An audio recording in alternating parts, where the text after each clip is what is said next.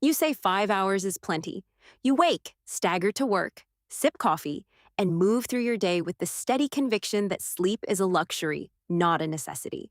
But while you claim to survive, an army inside your skull is being forced to work overtime or to quit. Every night, your brain runs a maintenance shift. Not metaphorically, it actually floods and flushes, clearing away metabolic waste, damaged proteins, and crucially, amyloid and tau, the sticky plaques linked to Alzheimer's disease. This cleaning crew is called the glymphatic system, and it depends on deep restorative sleep to do its job. When you shortchange sleep, you shortchange the brain's sanitation department. Imagine the brain as a city.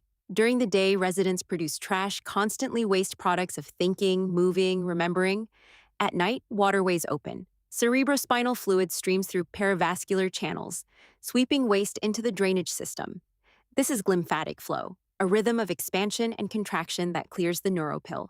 But when you compress sleep into a paltry 5 hours, those waterways never fully open. Studies show that glymphatic clearance is most active during slow-wave sleep, the stage you lose first when you cut sleep short. Less slow-wave sleep means less flushing. Over time, debris accumulates, and sticky proteins that should be swept away start to cling together. That buildup is a leading suspect in neurodegenerative disease. Meanwhile, the immune landscape of your brain changes dramatically. Microglia, the brain's resident immune cells patrol, prune synapses, and engulf debris. Sleep deprivation doesn't just slow their work, it alters their numbers and behavior. Research measuring immune markers after sleep loss has reported up to a 70% drop in certain protective immune cells. That's not a small fluctuation. It's a near collapse of nightly defense and repair. Less immune surveillance means more unchecked inflammation, and inflammation accelerates the very processes that lead to plaque formation and neuronal damage. But the consequences aren't confined to microscopic processes. They ripple outward into behavior and physiology the next day. Hormones that regulate hunger, ghrelin, and leptin, become unbalanced. Sleep loss raises ghrelin, the hunger-promoting hormone, while suppressing leptin, which tells your brain you're full. The result is a biological nudge toward overeating.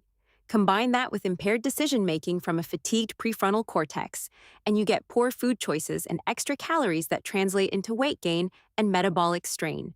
To make these hidden changes feel immediate, picture two versions of the same person. In the first, they sleep 8 hours. They wake alert, make measured choices at breakfast, and respond calmly to stress. Their brain had a full maintenance cycle: glymphatic flush, immune patrol, synaptic pruning. In the second, the 5-hour sleeper wakes groggy, reach for coffee, and within hours is more impulsive, snack-prone, and emotionally reactive. Behind those behaviors, the brain's cleaning crew never finished their shift. Plaques linger, immune cells are depleted, hunger signals spike, and the prefrontal cortex is less able to regulate impulses. This side-by-side contrast creates a quiet but insistent tension. You may function today, but what is being deferred?